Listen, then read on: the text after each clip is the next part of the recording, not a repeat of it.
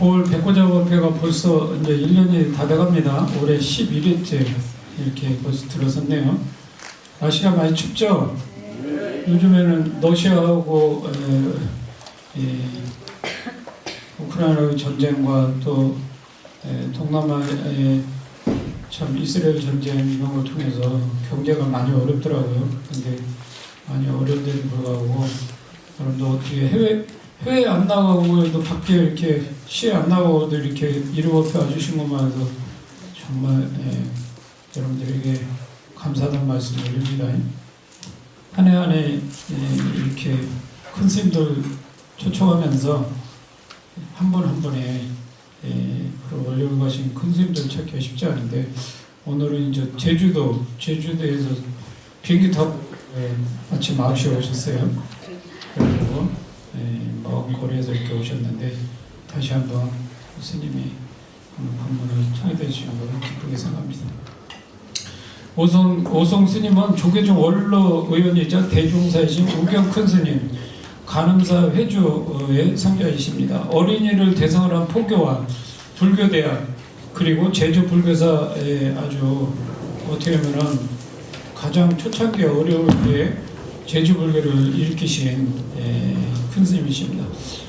그러면서 정리한 제주 불교사를 이렇게 정리까지 하셨는데 정리한 내용을 가지고 학술 세미나 이런 걸 열고 제주를 또 떠나서 해인사나 법조사 출간까지 그렇게 아주 바쁜 일정을 보내셨는데 2000년경에부터 조금씩 스님이 좀 제주도에 정착해야 되겠다라는 걸 세우셔가지고 불사를 시작해서 제주 현무암으로 외벽을 두른 현대적 감각에 뛰어난 절을 이렇게 해서 불사를 하셔가지고 기거하고 계십니다.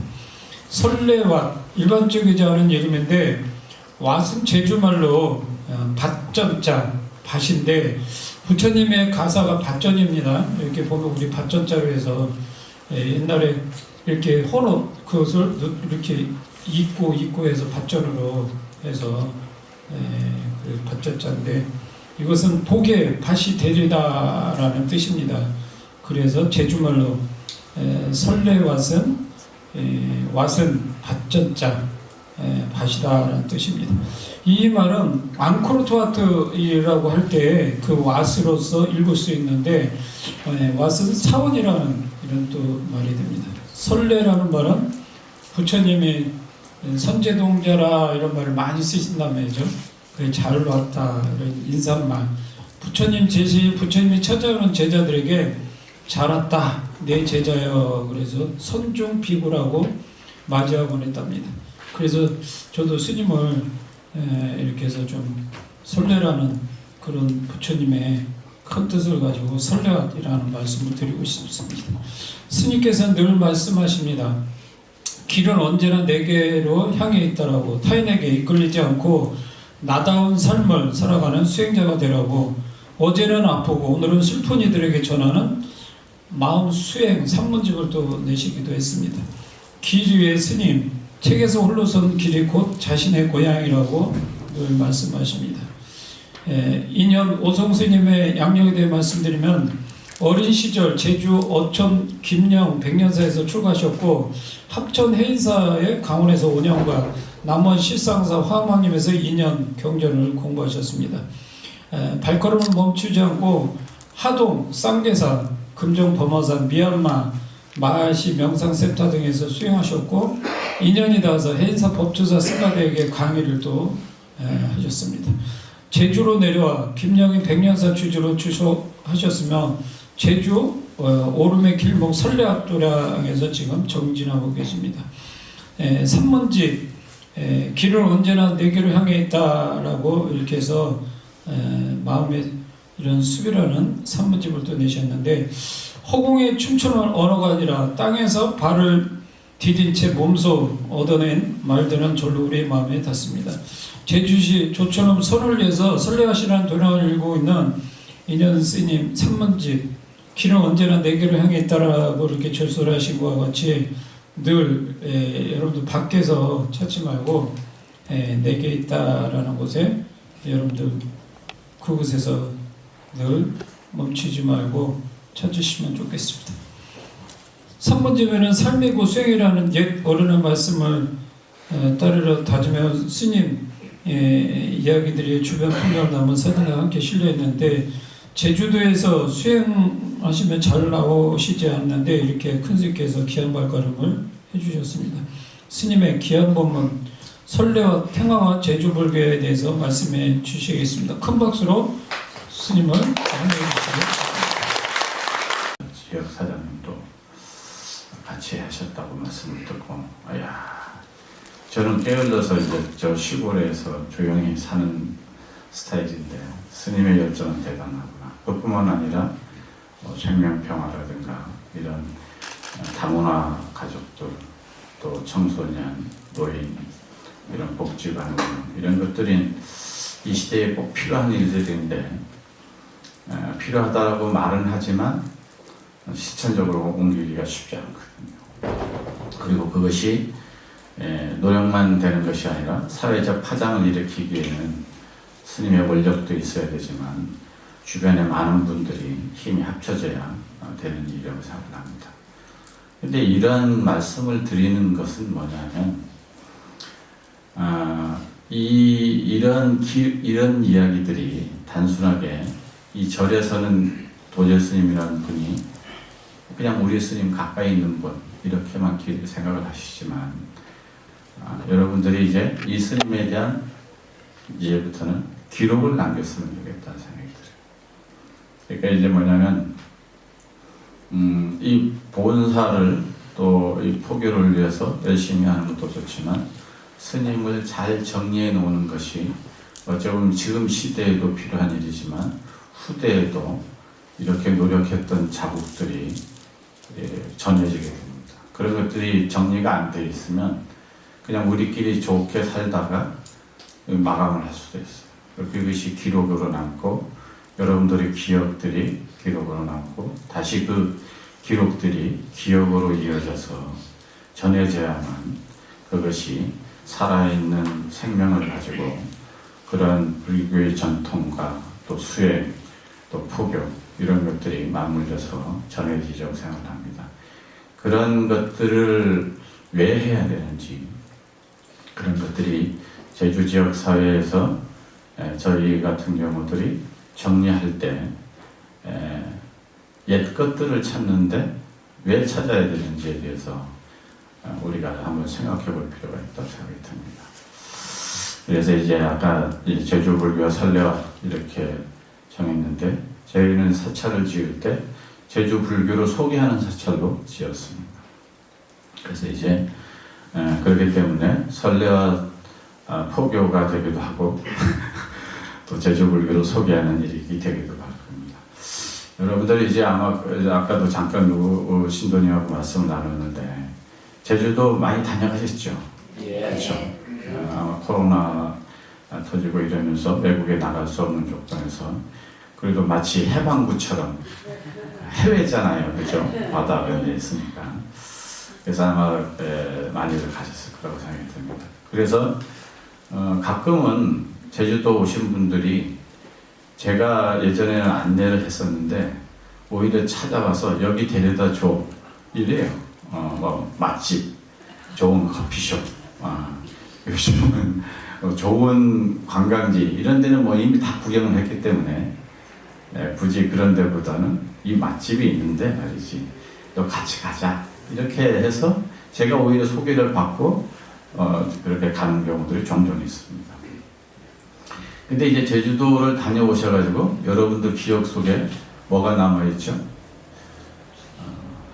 맛집, 좋은 커피숍, 내지는 사찰을 그래도 불자니까 약천사, 관음사 이렇게 가긴 갔어요. 그래서 큰 절, 산에 있는 절 이런 기억만 있지 아마 특별하게 여러분들 기억 속에 제주 불교란 이런 거야 라고 하는 기억이 여러분들 뇌리 속에 있을까?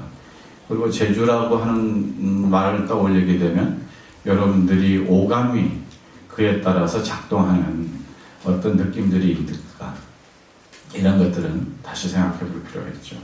뒤집어서 만약에 저희 같은 제주인들이랑 아니면 좋은 벗이 오면 광주에 어떤 곳을 소개하고 싶으세요? 보은산? 그렇죠. 스님하고 좋은 차를 마시면서 좋은 말씀을 나누는 것도 여러분들의 굉장히 중요한 자랑거리인 거죠. 그렇게 이제 여러분들이 이제 그런 거 생각을 해보면, 마치 요즘 시대에는 그 오감이 이렇게 같이 공유되어지는 그런 이야기들이 이렇게 참 이렇게 담겨져 있어야 되는데, 과연 이제 여러분들이 광주에 오신 것들에게 이곳은 꼭 소개해주고 싶어. 이것이 광주야. 그리고 이곳이 광주의 불교야. 라고 전해줄 수 있는 무엇인가가 있어야 되겠다. 이런 생각이 듭니다.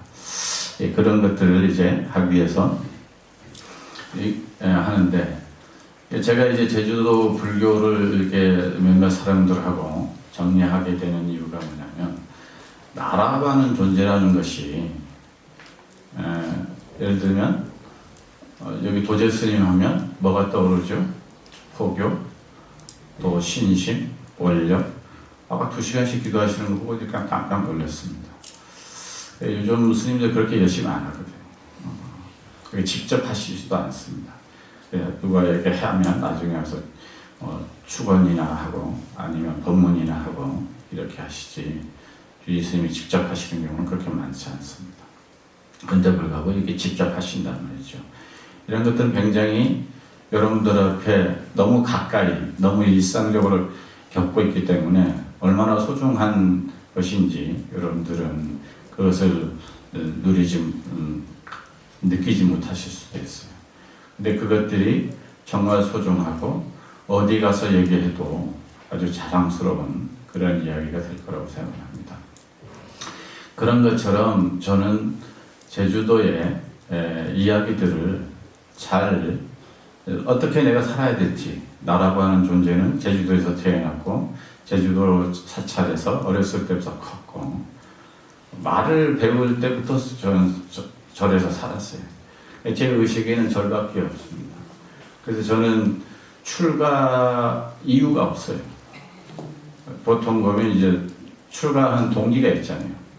누가 돌아가셨다든가, 부모님이 돌아가셨다든가, 아니면 형제분 중에 누가 돌아가셨다든가, 아니면 애인이 나를 버리고 갔다든가, 이런 계기로 무상을 느껴서 출가를 했다. 이렇게는 하지만 저처럼 이렇게 커서 이렇게 그냥 산 사람들은 그냥 서울에 살아야 되는가 보다. 뭐 밖에서 학교 다니고 이러긴 하지만 그것은 잠깐 필요해서 있는 것이지, 절에서 외에는 별로 생각을 안 해봐서 출가라고 하는, 왜 출가를 해야 되는지에 대한 이게 별로 없습니다.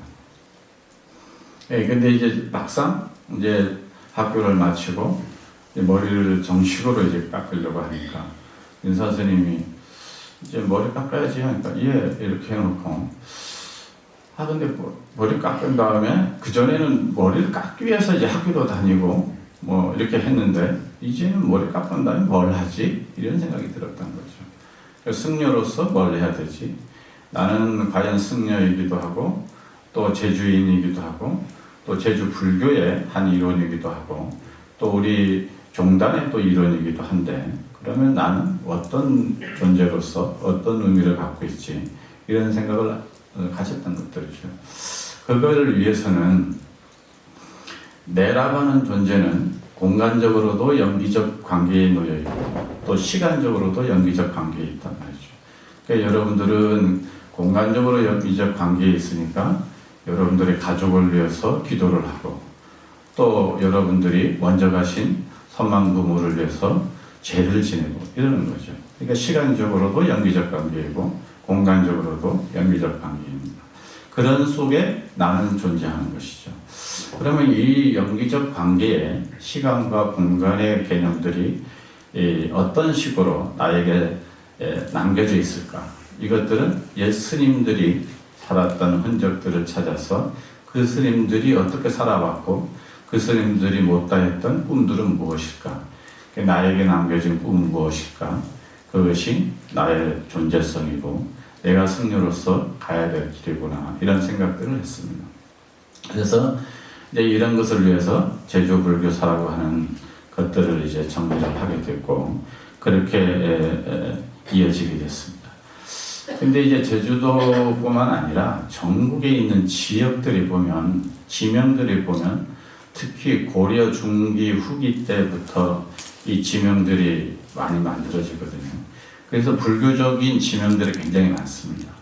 그럼에도 불구하고 최근에는 그 지명들이 차츰 사라져가고 있습니다. 여러분들 주변에서 도로명이나 지역명이나 이런 것들을 한번 보십시오. 만들어지는 것이 불교적 용어는 조금씩 잊혀져가고 오히려 기독교적 용어들이 또 서양적인 용어들이 많이 들어와 있습니다. 벌써 이것들은 여러분들 때에는 대수롭게 나는 불교적 용어들에 익숙해져서 그대로 뭐 하나 생겼나 보다 이렇게 지나갈 수 있지만 여러분들의 자녀들은 이미 그런 세상에서 살기 시작을 한 것입니다. 여러분들의 기억과 여러분들의 자녀의 기억은 다른 기억들을 갖고 있습니다. 그러면 같은 공간에 살고 있음에도 불구하고 다른 존재로 살고 있습니다. 그렇기 때문에 그것들이 무엇인지를 찾고 옛 것들에 대한 정리들이 여러분들 한번 고민해 봤으면 하는 생각이 듭니다. 근데 이제 여기는 보면 요 산이 하나 있죠. 여기 산이 하나 있어요. 붉은 기운이 있고 여기 폭포 같은 게 있습니다. 이것은 제주라고 하는 곳에 가면 저기 존잠이라는 곳이 있는데 존잠에 가면은 그 칠석대라는 곳이 있습니다. 그러니까 바위가 7개 기둥으로 되어 있는 부분이 있는데 영실 아시죠? 그 영실이라는 곳에 가면 그게 있습니다. 제주인들의 옛사람들은 뭐냐면 그 칠성의 기운을 받아서 제주 마을이 안녕을 누리고 있다고 생각을 했었던 거예요. 그 기운을 이 폭포가 떨어지듯이 내려와서 자신들의 안녕을 기원하고 있다고 생각했습니다. 그런데 아까 말씀드린 것처럼 조선 중기 이후에 신문 탄압을 받으면서 불교가 사라지기 시작을 하고 아까 말씀드린 것처럼 이런 것들이 변형이 됐죠. 가장 전형적인 예가 여러분들 제주도 가면 여신 얘기 들었죠. 여신. 무슨 여신 얘기 들었어요? 설문대 할망 얘기 들어보셨어요? 네. 설문대 할망 얘기했습니다. 거기에 보면 이제 500명의 아들이 얘기가 나오는데 사실은 그 전에는 500나한이었어요. 500나한들, 부처님께서 돌아가시고 인멸하시고 나면 500명의 아라한들이 모여서 결집을 시작을 하잖아요. 그죠? 그것을 기념해서 이렇게 바위들이 좀 많으면 500 나한 도량이다. 이렇게 많이 했습니다. 그래서 이제 좀 더 붙이면 천불동, 육지도 이렇게 다니다 보면 저 설악산이나 이런 데도 보면 그런 이름들이 많았죠. 그런 것들이 이제 후대에 변하면서 조선 중기 이후에 불교의 힘이 약해지면 이게 500 나한 도량이 500 장군 도량으로 바뀌는 거예요. 거기서 여기 이제 불교적 이 세계관들이 이 신화적 세계관으로 설문대한망과 500 장군 이야기로 이렇게 탈바꿈되는 거죠. 그렇게 점점 우리들의 기억에서 사라지게 되고 기록도 바뀌고 그러다가 후세의 사람들은 여러분들마저도 벌써 500 영실에 갔을 때 500 나한도량이야 이렇게 영실을 접근하는 것이 아니라 500 장군 바위가 있는 곳이야 이렇게 이해를 하게 된단 말이죠. 벌써 이제 세계가 달라지는 거예요. 그러고 있는 거죠. 근데 이제 이런 것에 비해서 저기 대정이라고 하는데 가보셨어요? 마라도 가보셨죠? 예? 마라도 배 타는 곳이 대정이라는 곳이에요. 근데 거기 가면 그 청수라고 하는 마을이 있는데 거기에 보면 이 김대건 신부가 잠깐 표류해서 머물다가 갔다고 해서 김대건 신부 기념관이 이렇게 만들어져 있습니다. 그래서 이제 그 올레길을 가다 보면 특히 이 불자들은 잘 안 들을 수도 있지만 천주교들은 꼭 들리는 방문하는 곳이기도 합니다. 이런 곳인 한데 사실은 김대건 신부가 제주도에 포교를 온 것도 아니에요. 뭐냐면 저 전라도 쪽에 익산 쪽에로 중국에서 이제 뭡니까? 이 신부 품수를 받고 익산 쪽으로 이렇게 공주 쪽으로 가려고 하니까 익산을 잠깐 거기서 배를 대서 그리고 가려고 한 건데 그 배가 가다가 풍랑을 만나서 표류를 해서 제주도에 온 거예요. 근데 배를 잠깐 수리하고 물을 좀 공급받고 먹을 것을 얻어서 한 2, 3일 머물다가 그렇게 갔습니다. 아무 상관이 없어요. 잠깐 들린 것 뿐이에요. 그런데 천주교인들은 이 표류했던 2, 3일을 가지고 박물관을 만들어요. 그러면 어떻게 돼요? 제주도에 가면 천주교인들이 꼭 방문해야 될 곳으로 나타나죠. 1000년 동안 500나은으로 불리던 곳은 500장군으로 바뀌고 2, 3일 그것도 무슨 특별한 일도 안 한 2, 3일의 기록들은 우리들 앞에 아주 큰 위치로 자리하고 있습니다. 강진 이제 다산 박물관 가보셨어요? 네. 저도 이제 올해 초인가요? 이제 저희 신도님들하고 그때 보온사를 알았으면 여기 왔을 텐데 이 다산 쪽으로 해서 어딘가 운주사 화순 운주사에서 그때는 이제 여기 우리 이준엽 사장님도 이제 몇십 년 만에 뵌 곳이 이제 무각사 거기 잠깐 들렸었는데 그때 이제 강진에 가보니까 다산 초당에 들렸다가 박물관에 이제 들렸습니다. 근데 박물관에 들리니까 하는 말이 무슨 얘기냐면 이 다산 이분의 집안이 천주교 집안이다. 이렇게 해석사가 시작을 하는 거예요. 거기 다산이 특히 이 초당에 살 때의 주로 우지했던 이는 이 여기 나와 있는 암회장이라고 하는 이 백년사에 계시던 스님 앞에 의지를 많이 했습니다. 누가 이제 이 유배우니까 자리도 잘 안 내줘서 주막에 주모가 저쪽 한쪽 구석에 초가를 하나 내줘서 머물고 있었는데 그 일을 누구예요? 누군가 정약용 선생이 백년사 쪽으로 쭉 걸어가서 잠깐 만났는데 그때 이 회장 스님이 이 다산 정약용을 알아보고 다산 초당을 마련해서 거기 머물게 하고 거기에서 이제 또 이제 그 선생이니까 또 주변에 또 이렇게 가르침도 표시게 하시고 길도 이제 뭡니까 목민심서 경계유표 이런 것도 쓸 수 있는 여건을 마련해 주시고 그래서 이제 이때에 받은 게 뭐냐면 회장 스님이 차에 아주 해남 대흥사에도 왔다 갔다 하시고 이렇게 해서 이 스님이 이제 차를 이제 정약용 선생한테 가르쳐줘서 정약용 선생이 당신이 이제 큰 정신을 맑게 하고 속이 안 좋을 때 속을 편안하게도 하고 늘 그래서 이제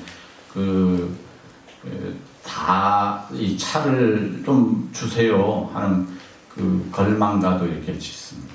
이렇게 빌걸자에다가 발알망자를 써서 차 좀 주세요. 그거 안 마시면 저는 힘듭니다. 이렇게 할 정도로 이제 늘 이제 지역 사회에서 말이 통하는 대화가 가능한 이런 분이었었죠. 근데 이런 분이 어떻게 나중에 이제 그 분을 만나면서 회장스는 또 술을 좋아하시는 거예요. 그래서 정약용의 술은 회장에게로 가고 회장의 차는 정약용에게로 갔다. 이런 얘기들이 있거든요. 이런 얘기들이 더 중심이 되고 더 사실은 다산 초당과 관련해서는 그게 더 중심이어야 되는데 뭐가 중심이래요? 이 천주교 집안이다라고 하는 그것 때문에 유배온 건데 사실은 그렇습니다. 황사경 백서 사건은 굳이 얘기하지 않겠습니다. 이 제주도에 이제 이 황사경의 집안이 이제 아주 몰락을 해서 이제 집안이 뿔뿔이 흩어지거든요. 그래서 이제 거기에 있는 심지어는 노비마저도 그 지역을 다 나눠서 서로 만날 수 없게 그렇게 유배를 보냅니다. 황사경은 물론 이제 능지처참을 당하고, 황사경이 이제 이 부인이 누구냐면 정약용의 여조카죠. 이는 제주도 가서 살다가 이렇게 죽거든요. 그 대전이라는 거 아까 말씀드렸죠. 그곳에 가서 노비로 살다가 이렇게 죽게 됩니다. 가는 도중에 추자도에 2살인가 3살짜리 아들을 이렇게 가게 되겠는데 그 아들도 떨어져 놉니다. 이게 저 아이가 자라서 추자도에 누구의 이 황씨의 시조가 됩니다. 황씨가 시조가 되는데 이 사람의 무덤이 이렇게 있었죠.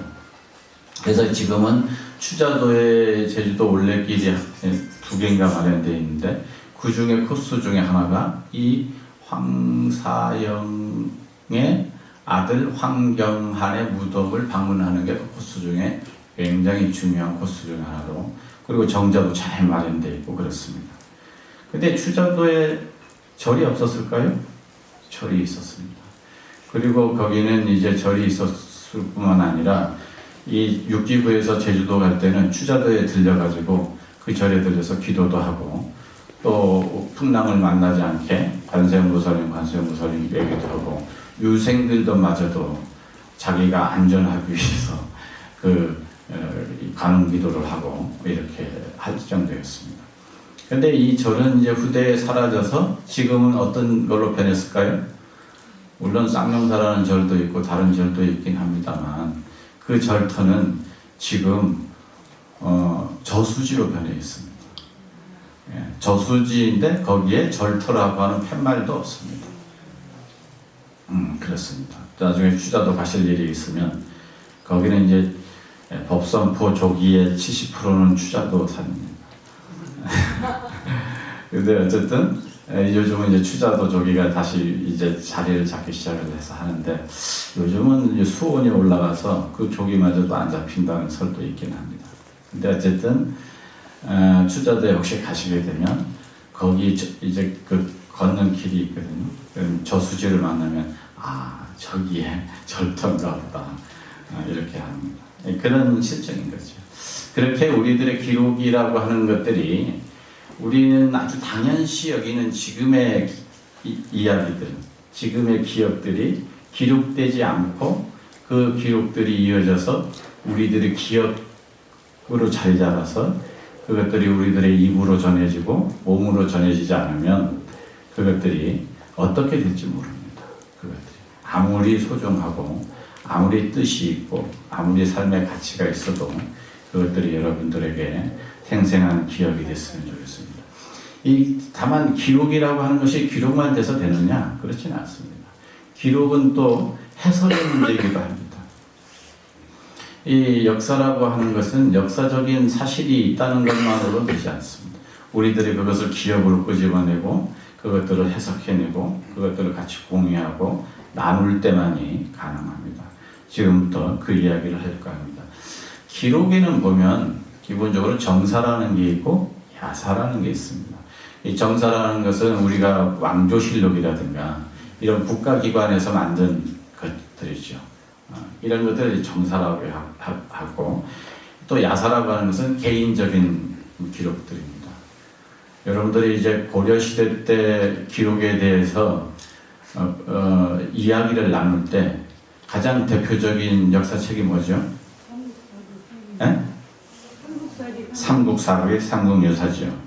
근데 삼국사기는 이 국가 김부식이 중심으로 한 국가 제도 내에서 만들었기 때문에 이건 정사가 되고, 삼국유사는 이련스님 개인적으로 쓴 거기 때문에 야사로 취급받습니다. 그래서 이것이 문헌적 힘을 가질 때는 정사의 의미로 훨씬 강하죠. 근데 우리 불자들에게는 이 삼국유사가 스님이 쓰고 이랬기 때문에 훨씬 의미 있게 다가옵니다. 이 삼국사기나 삼국유사가 쓸 때가 언제냐? 이것은 고려가 원나라에게 지배받기 시작할 때, 국가가 흔들리고 위험할 때 국가의 정체성을 찾기 위해서 이 신라 시대 때부터 고려 시대에 이어지는 우리의 것들을 정리를 이제 국가에서도 필요했었던 것이고 불교 입장에서도 필요했습니다. 근데 그 기록이 신라 시대 때 것들이 고려 초기 것들이 중기 것들이 어떻게 돼요? 정확하지 않겠죠. 전해오거나 그냥 흩어져 있는 것들을 겨우겨우 모았겠죠. 그래서 여러분들이 스승이신 도제 스님의 기록을 지금 해놔야 돼요. 지금 하셔서 도제 스님이 걸었던 길들을 쭉 여러분들 한번 걸으시고 얘기를 나눠야 됩니다. 또 도제 스님, 은사 스님 때부터 하셨다면 그 은사 스님 얘기들을 기록하고 나누고 그리고 원론적으로 작은 책자라도 요즘은 뭡니까 유튜브나 이런 게 좋으니까 그런 기록이라도 잘 모아서 놔둬야 됩니다. 그랬을 때 그것들은 기록되어지고 기억으로 다시 살아나게 됩니다. 그래서 이제 저희들은 탱화를 이제 사찰을 지으면서 탱화를 도전적으로 조성을 했습니다. 왼쪽에 거는 이 영상의 그림인데 삼방배작이라고 해서 삼방산 가보셨죠? 거기 삼방물사도 가보셨죠? 거기 가운데 부처님이 계시죠? 그건 옛날부터 있었거든요. 고려시대부터. 불상이 있었는데 조선 중기 1700년대에 이영상이라는 목사가 와서 불교를 탄압하면서 불상을 목을 쳐서 그 불상을 바다에 버려버리고 자기가 불상에 앉았던 자리에 앉아서 이렇게 선비들과 유생들, 향리들 앞에 술잔을 받는 술담을 나누는 이 그림이 지금 왼쪽에 있습니다. 근데 이게 이제 제주도는 국보가 없습니다. 보물이 3개가 있는데 하나는 관덕정, 또 하나는 불탑사라고 하는 곳에 탑이 있고 그 다음에 이게 이제 이영삼이 탐나를 돌아다니면서 그 신당 그리고 불교를 없애기도 하고 그 당시 때 그 각진들에 대한 그 지역에 대한 그림과 기록들을 잘 남겨 있기 때문에 이것도 이제 보물로 되어 있습니다. 근데 가장 문헌적으로나 시대적으로 잘 기록되어 남아 있는 것은 이 영상의 탐나 술력도라고 하는 그 기록입니다. 그래서 이것을 국보로 추진하고 있죠. 근데 불교 입장에서는 뭐가 돼요? 불교를 없앤 그 기록이기도 합니다. 그것대로의 의미는 있죠. 근데 아픈 기억들인 것들이죠. 이런 것들이 있어서 저희는 이제 테마를 조성을 하면서 제주도에 있는 이런 아픈 기억들과 또 자랑스러운 기억들을 이렇게 테마로 모셨습니다. 사실은 테마라고 하면 크게 3가지로 나누죠. 뭐냐면 상단, 중단, 하단 이렇게 납니다. 상단에는 부처님과 보살님 그리고 신중들도 들어갈 수 없고 오직 사천왕까지만 들어갑니다. 그리고 이제 중단에는 신중들이 모셔져 있죠. 그리고 하단에는 우리가 영단이라고 하는 그런 하단이 있습니다. 이런 거에 비춰보면 이거는 옳지 않습니다. 옳은 테마라고 할 수 없습니다. 상단 테마라고 할 수 없습니다. 다만 저희는 도전적으로 시대의 상황을 반영을 해서 마치 사실은 옛날에 금당이라고 해서 법당에 부처님만 모셔져 있었고 그 주변에는 예를 들면 지장단이다 하면 지장각 내지는 지장전, 광음전 이렇게 해서 분리되어 있었습니다. 산신각 이런 식으로 다 분리되어 있었는데 이것들이 후대에 이제 법당 내에 심지어는 부처님, 보살님 또 삼성의 각의 것까지도 이게 다 들어가 있죠. 법당에. 그런 것처럼 테마도 언젠가 그럴 수도 있는 거 아닌가. 그리고 이제 어찌 보면 벽화의 소재일 수도 있는데 이 벽화의 소재일 수도 있는 것들을 좀 이렇게 테마에다가 넣었습니다. 사실은 이게 테마에 넣지 않더라도 사실은 저희들 벽화가 이렇게 오셔져 있잖아요, 밖에. 그러면 이제 도제 스님이라든가 도제 스님은사 스님이라든가 아니면 여러분들 벽화에 한번 모셔보는 것은 또 어떤가 이런 생각도 듭니다. 그러면 보건사로 방문한 이들 앞에 벽화를 보면서 아이들 앞에도 저거는 니네 스님이야, 니네 누구 할머니야, 이 할머니가 이런 일을 하시다가 이렇게 돌아가셨는데 너희들 앞에 아주 소중한 어른이란다, 이렇게 얘기할 수 있는 그런 기록물들이 눈으로 확인할 수 있지 않을까 이런 생각도 해봅니다. 그래서 이제 우리는 신구의 삼업으로 생각을 하잖아요, 그죠? 그래서 신구의 삼업으로 생각을 합니다. 그래서 이제 신구의 삼업이기 때문에 이 삼업을 잘 쓰는 게 되죠. 그러니까 이 마음이라고 하는 것은 우리들의 기록과 기억이라고 할 수 있겠죠. 그리고 우리들이 입으로써 그것들을, 그 기억들을 나누고, 그리고 그런 것을 나눌 수 있는 사회적, 객관적 인재들을 양성을 하고 키울 필요가 있겠죠. 물론 이제 우리 도제스님께서는 뭐 생명나무로부터 해서 청소년 뭐 이렇게 해서 계속 인재들을 키우고 있고 계시다고 들었습니다. 그리고 뭐 그것이 어제 오늘 일이 아니라 몇십 년 동안 이어져 있다고 말씀을 드렸습니다. 이런 것들을 잘 서로 연대해서 사회적인 선한 영향력을 이렇게 자리 잡을 수 있도록 여러분들도 잘 뒷받침해 주시고 잘 모셨으면 좀 생각이 듭니다. 그리고 이제 또 그 다음에 몸으로 움직여야 된다. 몸으로 움직이기 위해서는 여러분들이 좋은 곳에 좋은 여행을 하시는 것도 좋지만 도제 스님이 보니까 이제 광주 지역에서 몇십 년 동안 16년인가 계속 사셨다고 말씀드렸습니다. 도제 스님의 길을 걸어보는 거죠. 걸어보는 거죠. 예를 들면 제주도 올레길이 어떻게 만들어진지 아시죠?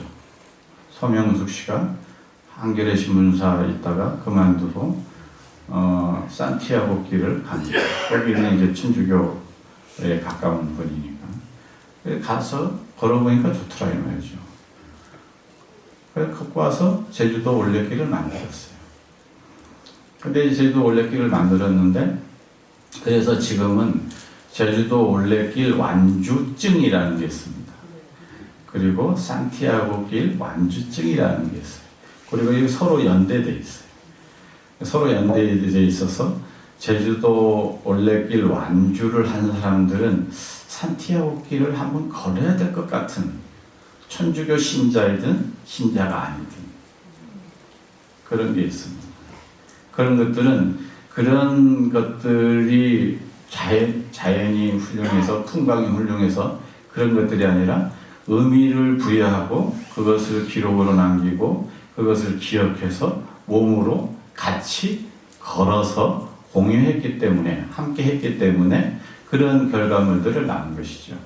그러면 여러분들 앞에 소중하고 의미 있는 것들을 어떻게 기록하고 얘기 나누고 몸으로 그렇게 걸어서 기억하게, 온몸으로 오감이 그렇게 움직이도록 그렇게 했으면 좋겠습니다.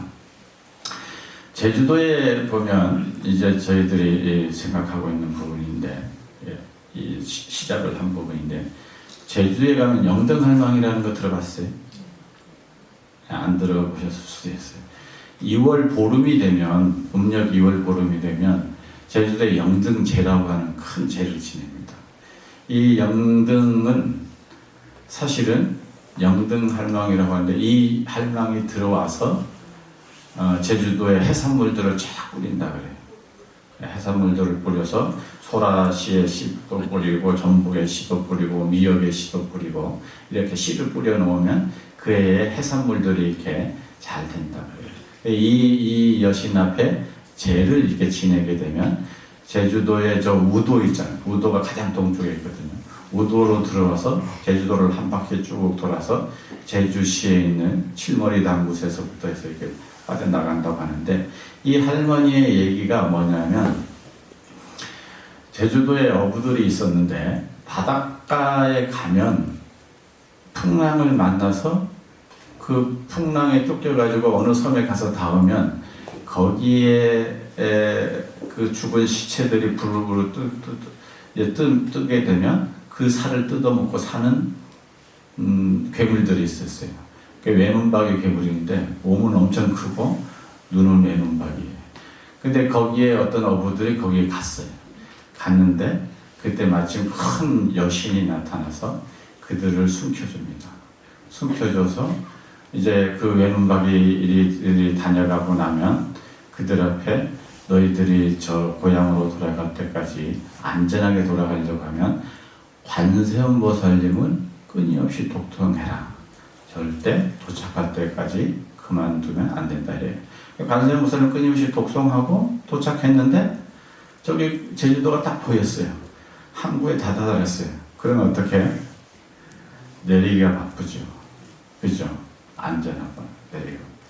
여러분도 아이들이 또 집에 누군가 몸이 아프거나 급한 일이 있으면 열심히 기도해요.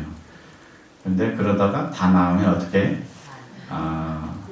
이번에는 요즘 핫한 데가 일본이라던데 온천이나 갔다 올까? 이렇게 되죠.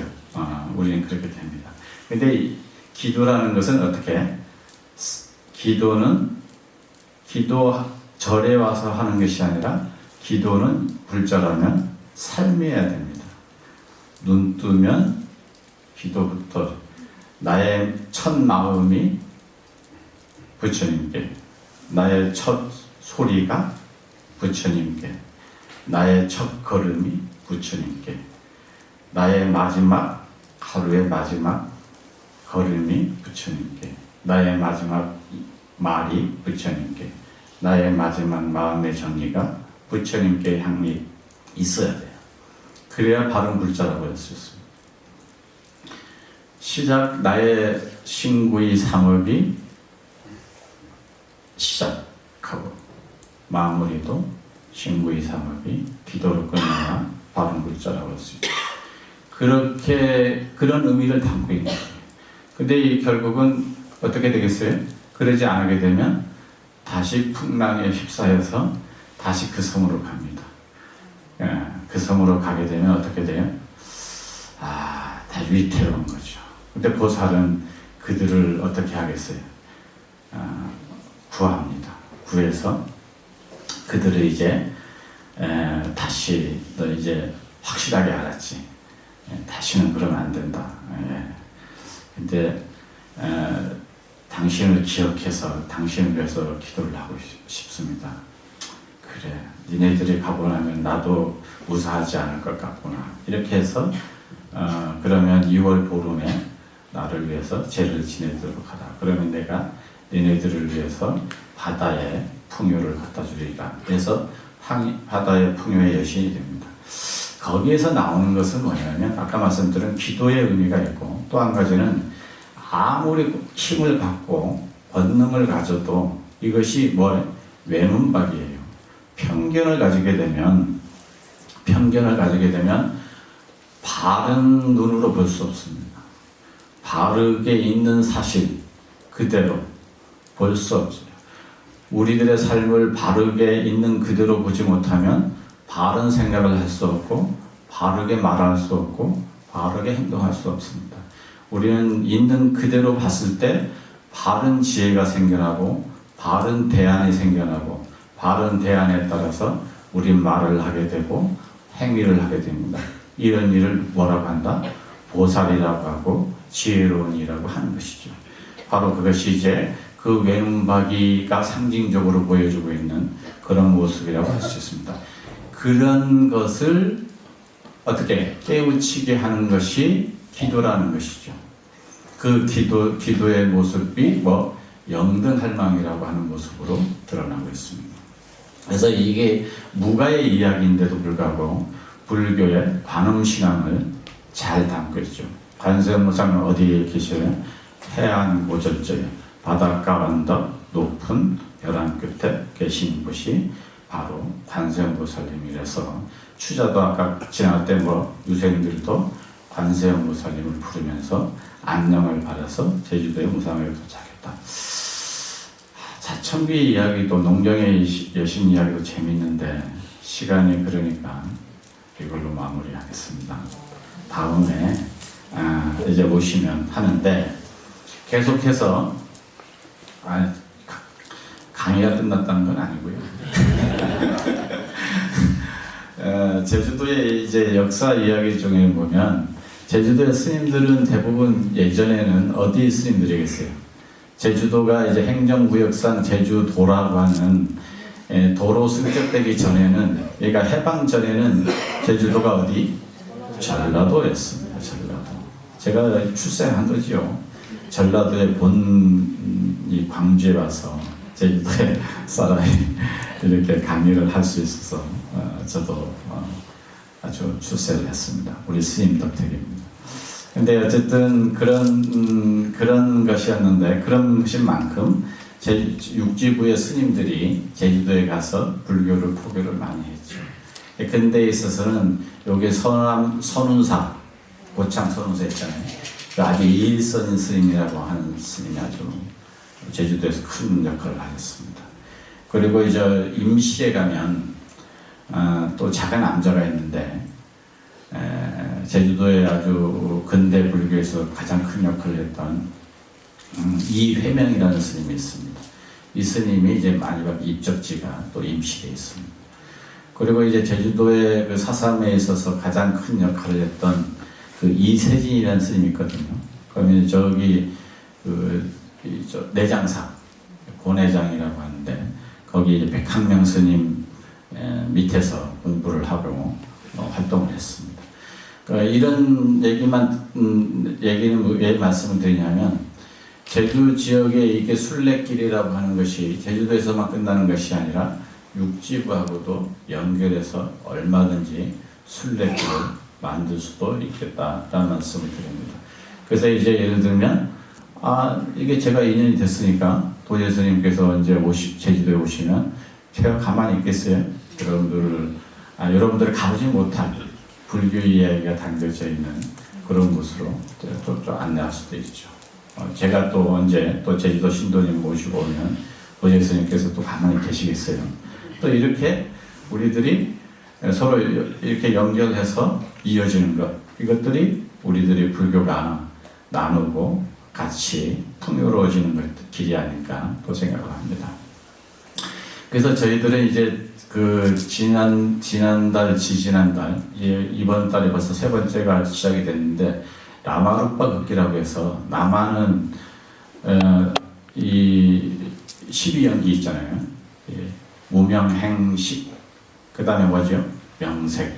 그래서 이제 명은 마음, 색은 몸. 그래서 라마루파, 그래서 마음과 몸으로 걷기. 이렇게 해서 제주도의 불교 역사가 담겨져 있는 곳은 기존에 이제 절로 가는 길이라고 있긴 합니다. 근데 이것은 이제 그냥 절과 절이 이어졌을 뿐이고, 거기에 대한 이야기나 이런 것들은 잘 정리가 안 돼 있어서 저희들이 그 이야기도 또 나누고, 그 아픔을 사삼이라든가 항일 운동을 하면서 아픔을 겪었던 스님에 대한 또 우리가 같이 의미도 생각해보고, 또 거기서 아픔을 겪었던 분들을 위해서 이제 우리가 잠깐 뭐라고 하니까 참회라고 할까요? 또 이 시대에 우리들이 가야 될 길들도 한번 공유해보고 그렇습니다. 그런 걸 통해서 우리는 뭘 한다? 그런 것들을 걷고 기록하는 것만이 아니라 지금의 기억을 통해서, 예를 들면 항일운동을 했던 스님들의 터전에 갔다. 그럼 항일이 중요할까요? 그렇지 않습니다. 일본에 저항했다는 게 중요한 게 아니라 일본이 우리를 어떻게 침략했기 때문에 우리는 뭘 잃었다? 평화와 자유를 잃었다는 것이죠. 우리들이 항일의 의미는 일본에 저항했다는 의미가 큰 것이 아니라 우리들의 존재의 자유, 그리고 존재와 존재 간의 평화, 이것들을 회복하는 것이 중요하죠. 그것들을 회복해내는 것, 이런 일환으로서 사는 것, 그것이 어제에 대한 원한을 푸는 것이기도 하지만 지금의 나를 성숙시키는 일이기도 합니다. 그렇게 우리들이 걸음을 단순하게 그냥 걷는 것, 이런 의미이 아니라 몸으로 걸으면서 마음이 평화로워지는 그런 길들을 만들어 볼까 노력 중입니다. 일본에 가면 이제 여러분들 아시는 분은 아실 텐데 시코쿠 순례길이라는 게 있습니다. 여기 보면 이제 그 홍법대사라고 해서 저 고야산에 가면 그 일본의 아주 정토종 또 임재정 계열에서는 굉장히 중요한 스님이신데 이 스님이 수행했던 곳, 이곳을 이제 한 80군도 되는데 88군데가 되는데 이 길을 걷는 길이 있어요. 그래서 그 지역마다 이름을 붙여서 발심의 도량, 또 수행의 도량, 또 깨달음 보살의 도량, 또 마지막 돌아가신 열반의 도량, 이렇게 해서 이제 네 곳으로 나눠서 이렇게 걷는 순례길이 있습니다. 아세요? 산티아고 길은 아시죠? 그렇습니다. 우리가 불자임에도 불구하고 이거는 이제 언제부터 했다? 이 스님이 당날하실 때거든요. 이 스님이 돌아가시면 바로 그 제자들 때부터 했습니다. 1000년이 넘은 길이에요. 1000년이 넘은 불 스님과 수행자들의 길인데 일본에서는 아주 유명한 길이거든요. 근데 우리가 이제 항일이 그렇게 강하게 작동돼서 분노로만 자리하면 내 안에 자유와 평화라고 하는 것들이 자리 잡지 못하면 이런 같이 나눌 수 있는 이런 의미 있는 길마저도 우리는 접하지 못한다는 것들이죠. 오히려 전혀 다른 우리들이 아까 어디요? 저기 프랑스 쪽에 스페인 쪽에 가는 이 길은 기억하는데 알고 있는데 이 길은 모른다는 거죠. 이런 것들도 한번 우리가 반성도 하고 생각했습니다. 그래서 이제 가기 전에 모여서 딱 걷기 위해서 체조도 하고 국민체조 교장 선생님 출신인데 국민체조 잘 하시더라고요. 국민체조도 하고 같이 걷기도 하고 거기에 길을 안내하는 띠도 묶고 이렇습니다. 그러면 이제 스님 여기 이제 이 본사는 도제의 길, 도제 스님의 길 그래서 한번 여러분들이 몇몇이라도 이렇게 한번 해보시는 것들도 재미있으리라고 생각합니다. 이거는 이제 그냥 제 얘기이기도 하지만 같이 생각해봤으면 해서 같이 한번 승단이 번영하는 7가지 요인, 와지인이 번영하는 7가지 요인, 이거 여러분들 아시는 분은 아시죠? 같이 한번 독송해 보겠습니다. 같이 눈에 이제 마지막입니다. 졸지 마세요. 자, 이와 같이 나는 들었다 어느 때 부처님은 나자가라의 독수리 공에게 졌다 그때 마가다에 맞았다 사또 아찌복을 진범할 나물 먹고 그의 종리 대신 브라음인 아사가라에게 말하였다. 브라음 그때는 부처님을 찾아 뵙고 건강한 일곱 변하신지 문안드리고 이렇게 여쭈시오 하셨다.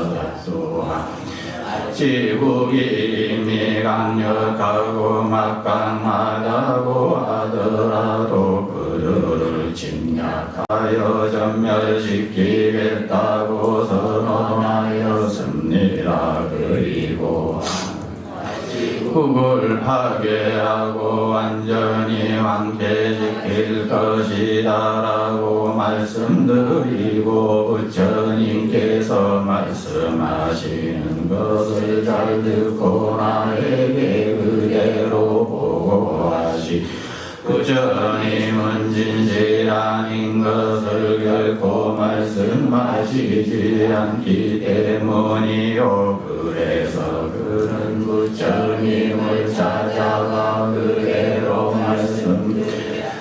그때는 전자는 부처님의 뒤에 서서 부채를 붙여드리고 있었다. 부처님은 말씀하셨다.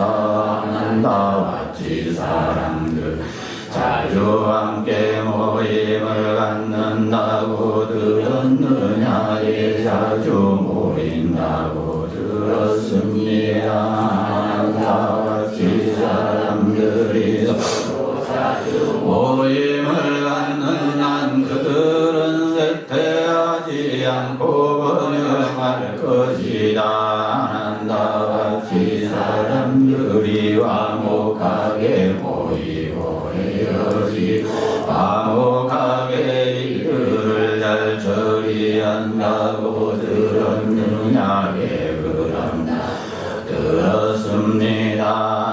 나와 같이 사람들이 화목하게 모이고 헤어지고 화목하게 일들을 처리하는 한 그들은 쇠퇴하지 않고 번영할 것이다. 나와 같이 사람들이 전에 제정되지 않는 것은 제정을 삼가고 전에 이미 제정된 것은 계지를 삼가고 아침의 규정으로 설정된 조상들의 전통을 잘 따른다고 그런다고 들었습니다. 그렇다면 그들은 쇠퇴하지 않고 변형할 것이다. 나와 같이 사람들이 붙들어 존경하고 공경하고 공양하며 그의 말씀을 귀담아 듣는다고 들었느냐? 예, 들었습니다. 그렇다면 그들은 쇠퇴하지 않고 번영할 것이다. 나와 같이 사람들이 다른 사람 아내나 딸을 관계로 육에서 같이 살기를 강요하지 않느냐고 들었나? 예, 그런다고 들었습니다. 그렇다면 그들은 쇠퇴하지 않고 번영할 것이다. 마치 사람들이 그들의 배소를 도시 안에서나 또는 도시 밖에서나 예배하고 공경하고 존경하고 전에 지금까지 합당한 지원과 봉헌을 한 것처럼 그렇게 계속해서 꾸준히 지원과 봉헌을 한다고 들었느냐? 예, 그런다고 들었습니다. 그렇다면 쇠퇴하지 않고 번영할 것이다. 나와 같이 사람들이 사람들을 합당하게 돌보고 편안하게 보호하여 지국에 아직 오지 않은 나라들이 올 수 있게 하고 이미 거주하고 있는 이들은 편안하고 안락하게 살 수 있도록 한다고 들었느냐? 예, 그런다고 들었습니다. 그렇다면 그들은 쇠퇴하지 않고 번영할 것이다. 그런 부처님은 브라흐민과 사가라 말씀하셨다. 브라흐민이 언젠가 나는 내 살리에 살았다. 다의 배소에서 같이 사람들에게 일곱 가지 쇠퇴하지 않은 가르침을 말한 적이 있습니다. 이 가르침이 사람들에게 계속 이어지는 한이 가르침을 받지 사람들이 철저하게 지키는 한 마치 국은 쇠퇴하지 않고 변형할 것입니다.